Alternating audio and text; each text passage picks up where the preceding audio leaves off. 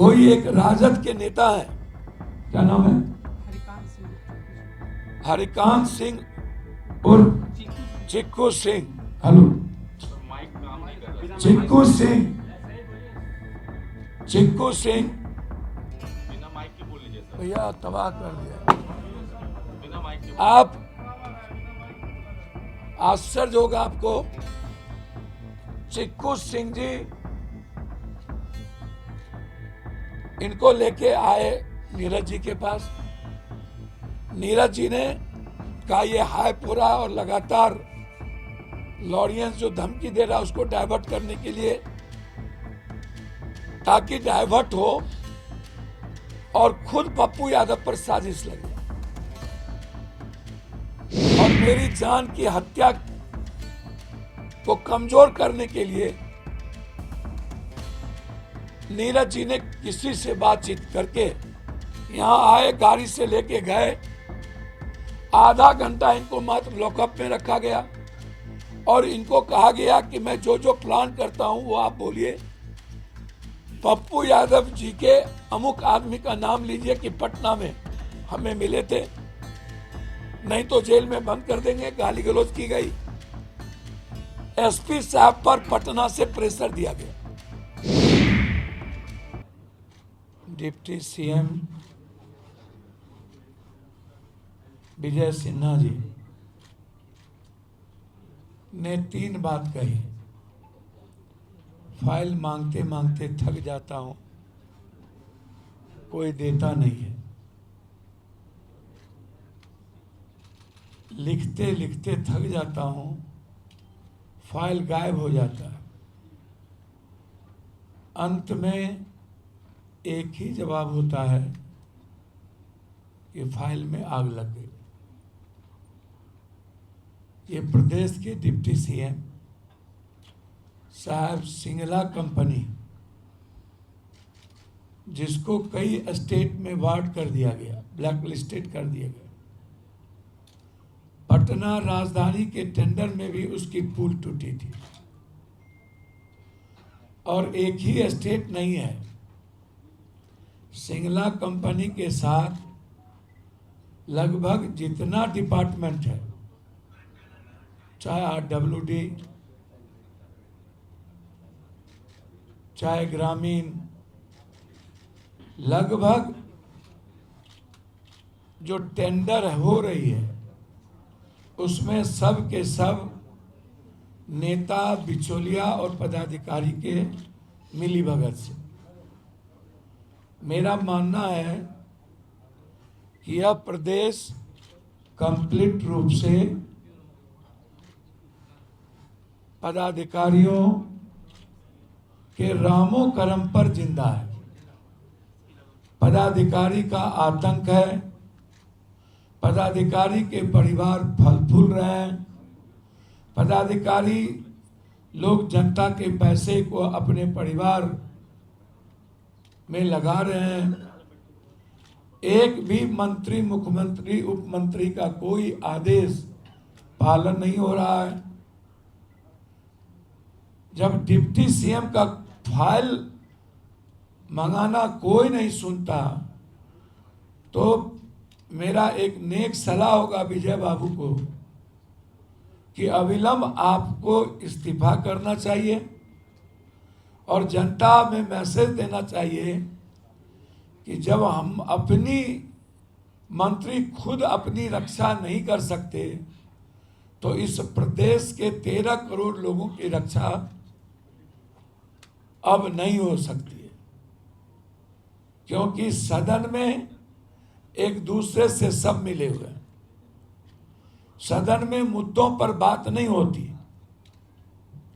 इस प्रदेश की स्थिति अच्छी नहीं है, हालात अच्छे नहीं है, क्योंकि सब एक दूसरे के चोरी के बारे में जानता है। सदन सिर्फ अखाड़ा बन गया है 2025 के सियासत, कुर्सी और एक दूसरे के चोरी को बचाने का। इसलिए पूरी सिंगला कंपनी की जांच 10 मार्च के बाद इसकी पूरी जांच के सदन में हम लोकसभा में उठाएंगे।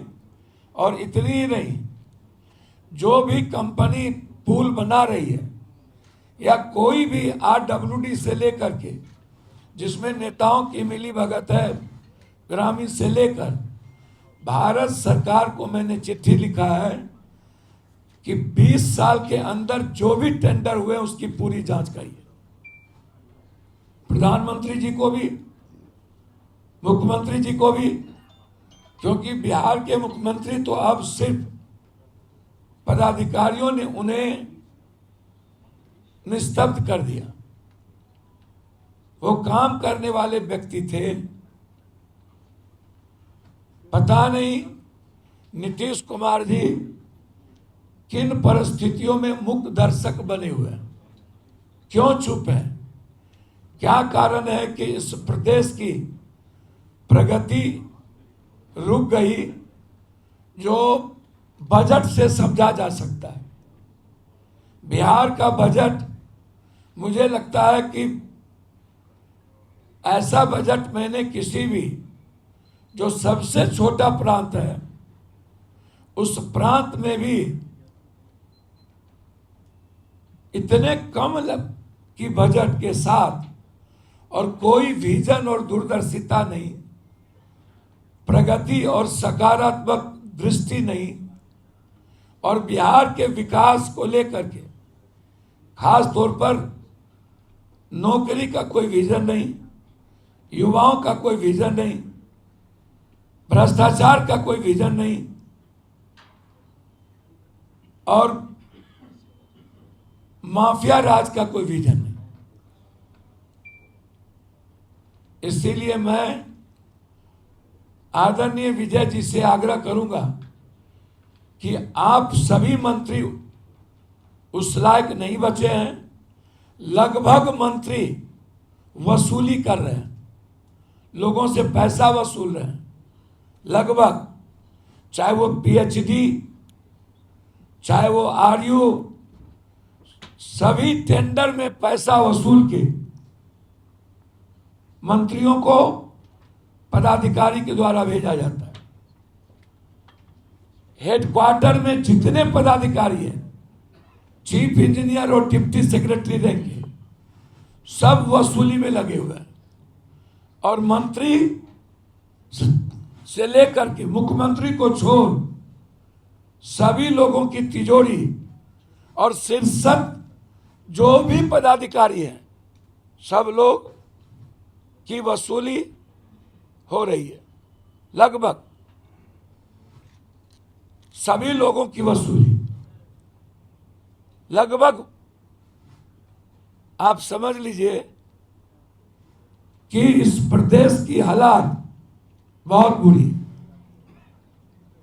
और अब विकास नहीं होना, सबका चुनावी मूड है, और अब सब चुनाव के लिए प्रदेश को लूटने में लगे हैं और प्रदेश की जिम्मेदारी और दायित्व से मुकर गए। दूसरी बात, याद होगा एक लड़का जिनका नाम राम बाबू आरा, इनको लेकर के हमारे मित्र जो बहुत अच्छे हैं, नीरज जी, एक ईमानदार SP पर प्रेशर देके पूर्णिया में उन्होंने जो प्रेस कॉन्फ्रेंस किया था, इनको नीरज जी जदयू ऑफिस में बुलाए। CCTV फुटेज है उस तारीख के पहले की। जदयू ऑफिस में बुलाकर इन्हें ट्रेनिंग दी गई, और वहीं सिक्योरिटी हॉल में मेरे खिलाफ एक वीडियो इनसे बनवाया गया जदयू ऑफिस में, और वहीं से हमको धमकी दिलवाई गई। कहा यह गया कि पप्पू यादव के धमकी को डाइवर्ट करने के लिए तुमको ये काम करना है। नीरज जी ने 2 लाख रुपया गजा, और उन्होंने इन्हें चुनाव लड़वाने की बात की। कोई एक राजद के नेता है, क्या नाम है,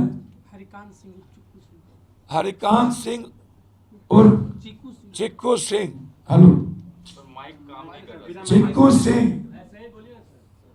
चिक्कू सिंह बिना माइक के बोल लीजिए सर। भैया तबाह कर दिया।